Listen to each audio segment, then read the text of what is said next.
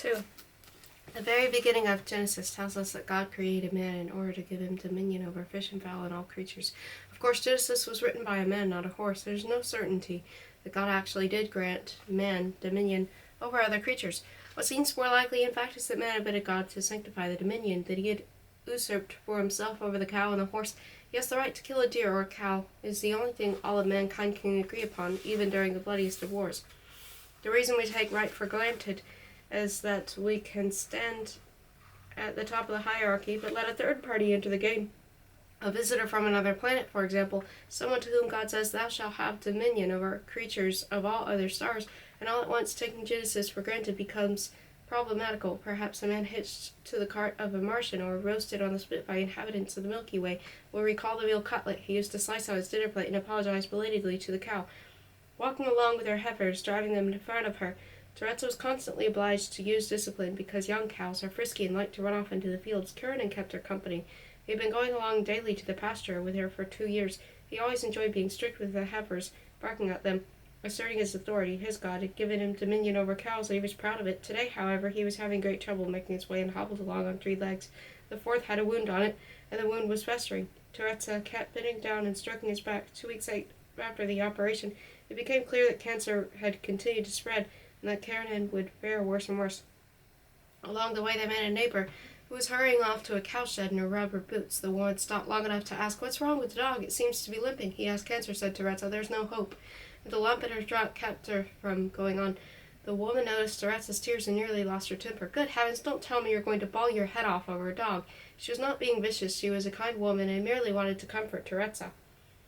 Teresa understood and had spent enough time in the country to realize that if the local inhabitants loved every rabbit as she loved Karen, they would be unable to kill any of them, as their animals would soon starve to death. Still, the woman's words struck her as less than friendly. "I understand," she answered without protest, but quickly turned her back and went away. The love she bore her dog made her feel cut off, isolated. With a sad smile, she turned herself. She needed to hide it more than she would an affair.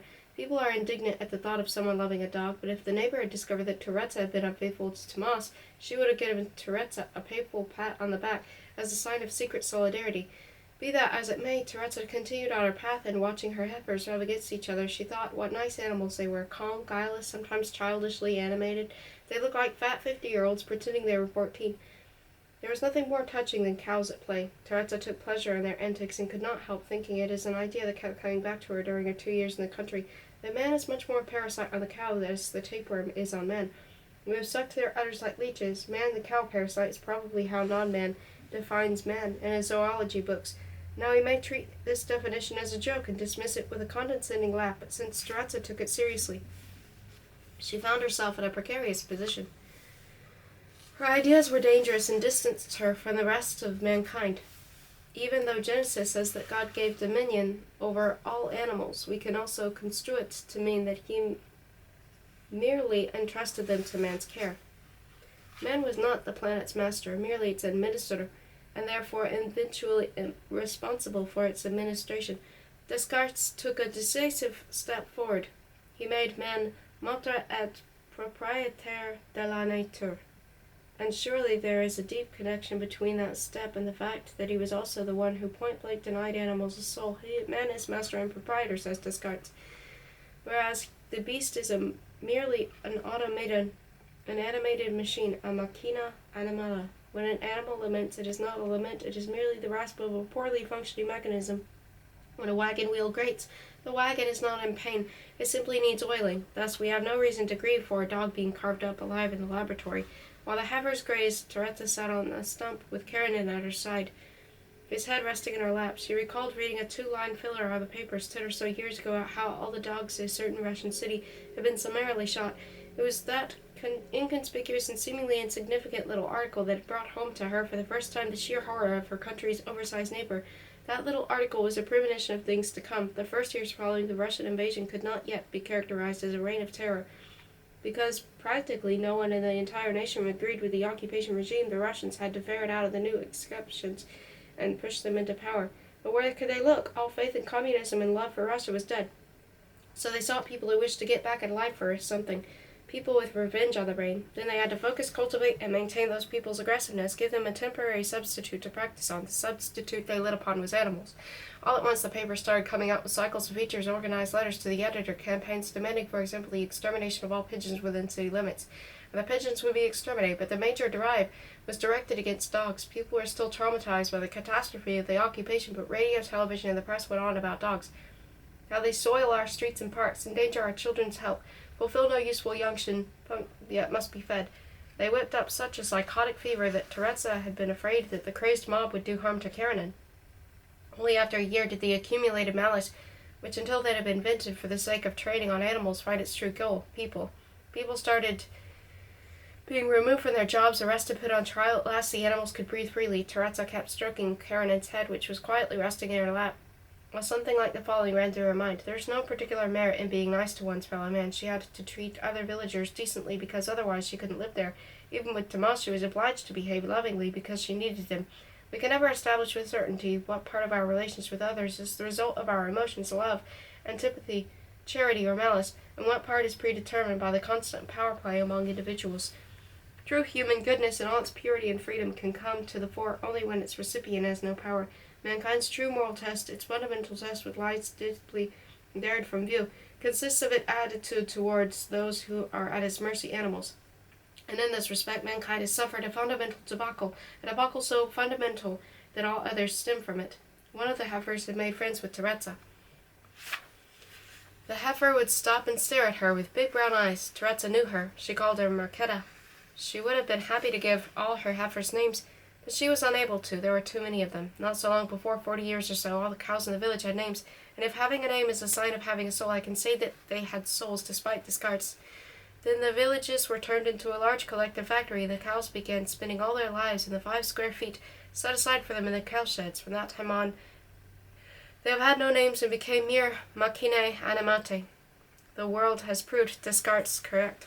Teresa keeps appearing before my eyes. I see her sitting in the stump, petting Karenin's head and ruminating on mankind's debacles. Another image also comes to mind.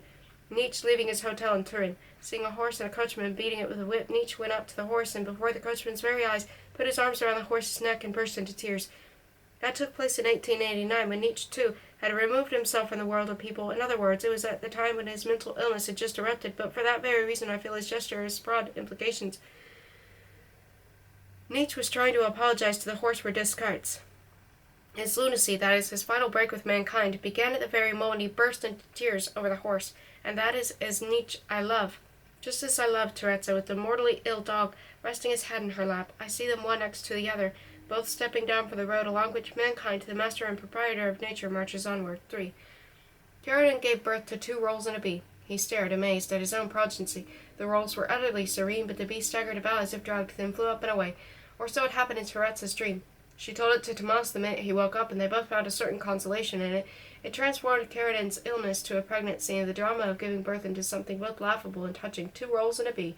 She again fell prey to illogical hopes. She got out of bed and put on her clothes. Here, too, her day began with a trip to shop for milk, bread, rolls.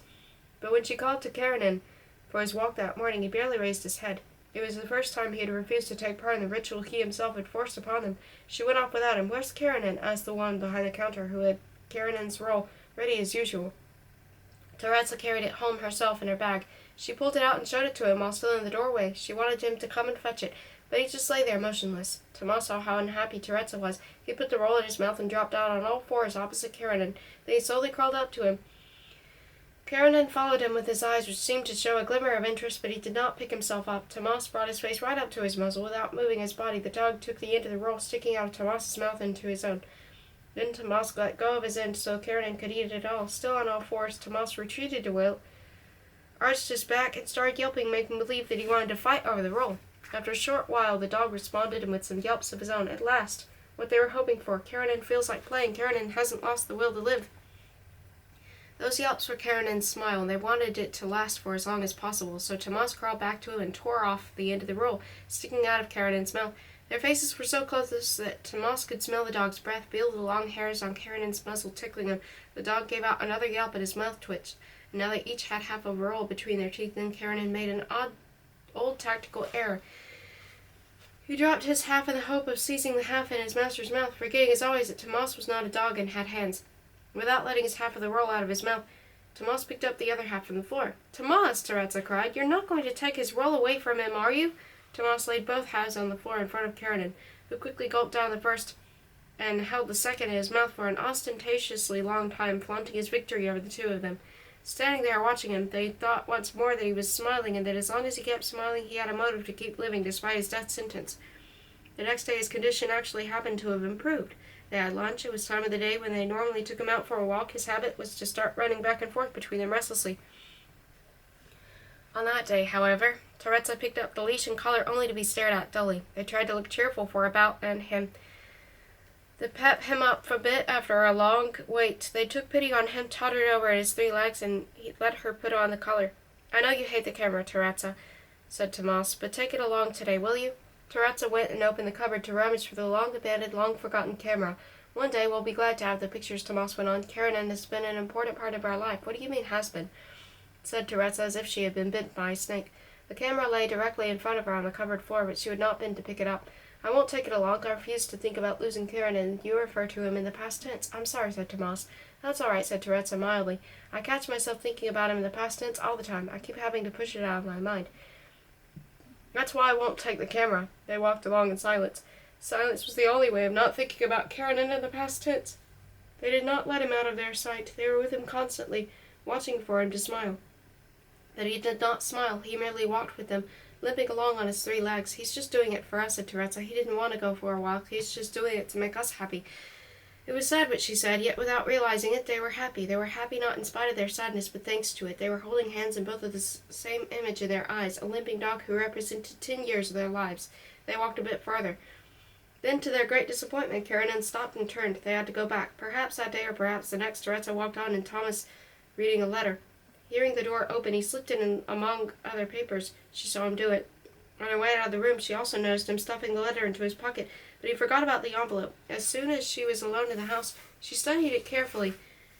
The address was written in an unfamiliar hand, but it was very neat, and she guessed it to be a woman's. When he came back to her, she asked him nonchalantly whether the mail had come. "No," said Tomas, and filled Teresa with despair, a despair all the worse for her having grown accustomed to it.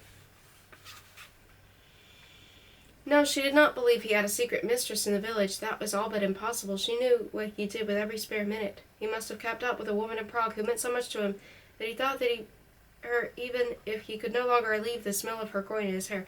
Teresa did not believe that Tomas meant to leave her for the woman, but the happiness of the 2 years in the country now seemed besmirched by lies. An old thought came back to her. Her home was Karanin, not Tomas. Who would wind the clock of their days when he was gone? Transported mentally into the future, a future without Karanin, Teresa felt abandoned. Karanin was lying in a corner whimpering. Teresa went out into the garden. She looked down at a patch of grass between 2 apple trees and imagined burying Karanin there. She dug her heel into the earth and traced a rectangle in the grass. That was where his grave would be. "What are you doing?" Tomas asked. Surprised her just as she had surprised him reading a letter a few hours earlier. She gave no answer. He noticed her hands trembling for the first time in many months. He grabbed hold of them. She pulled away from him. "Is that grave for Karanin?" She did not answer. Her silence grated on him. He exploded. "First you blame me for thinking him in the past tense. Then what do? You go and make the funeral arrangements." She turned her back on him. Tomas retreated into his room, slamming the door behind him. Teresa went in and opened it. "Instead of thinking about yourself all the time, you might at least have some consideration for him," she said. "He was asleep until you woke him. Now he'll start whimpering again." She knew she was being unfair. The dog was not asleep.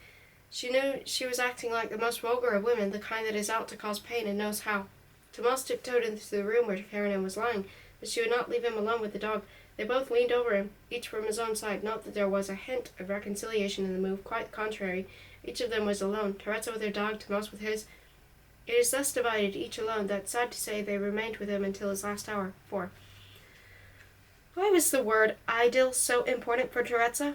Raised as we are in the mythology of the Old Testament, we might say that an idyll is an image that has remained with us, and like a memory of paradise. Life in paradise was not like following a straight line to the unknown. It was not an adventure. It moved in a circle among known objects. Its monotony bred happiness, not boredom.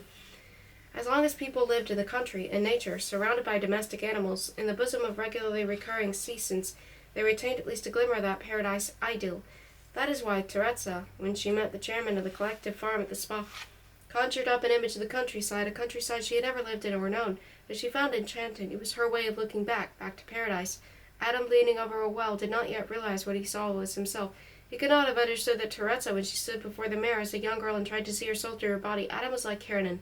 Teresa made a game of getting him to look at himself in the mirror, but he never recognized his image, gazed at it vacantly, with incredible indifference.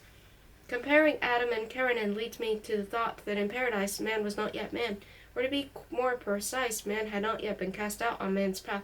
Now we are long-time outcasts, flying through the emptiness of time in a straight line. Yet somewhere deep down, a thin thread still ties us to that far-off misty paradise where Adam leans over a well and, unlike Narcissus, never even suspects that the pale yellow blotch appearing in it is he himself. The longing for paradise is man's longing not to be a man.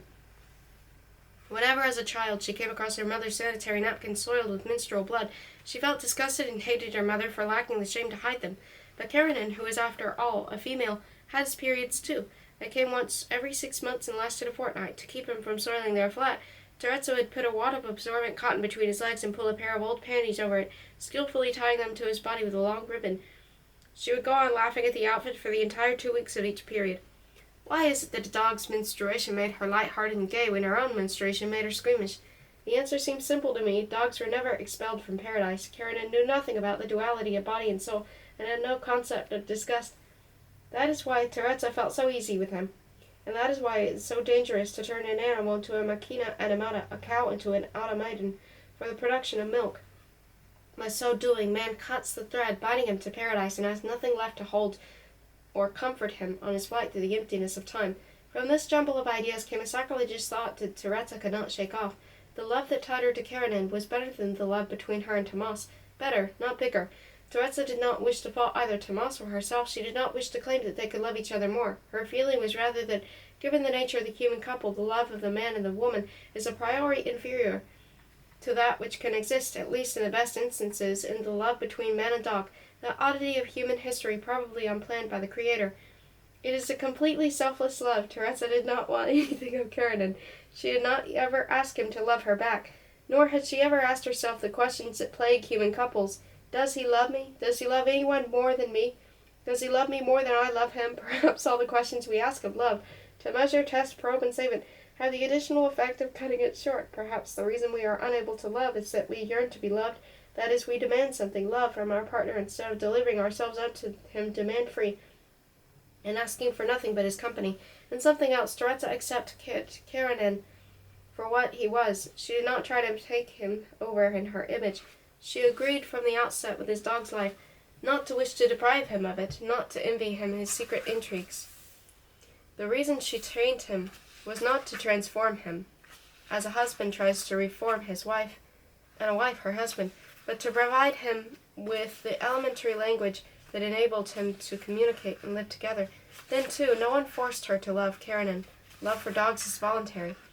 Teresa was again reminded of her mother, and regretted everything that happened between them. If her mother had been one of the anonymous women in the village, she might have found her easy-going coarseness agreeable. Oh, if only her mother had been a stranger. From childhood on, Teresa had been ashamed of the way her mother occupied the features of her face and confiscated her eye. What made it even worse was that the age-old imperative, love your father and mother, forced her to agree with that occupation, to call the aggression of love. It was not her mother's fault that Teresa broke with her. Teresa broke with her not because she was the mother she was, but because she was a mother. But most of all, no one could give anyone else the gift of ideal. Only an animal can do so, because only animals were not expelled from paradise. The love between a dog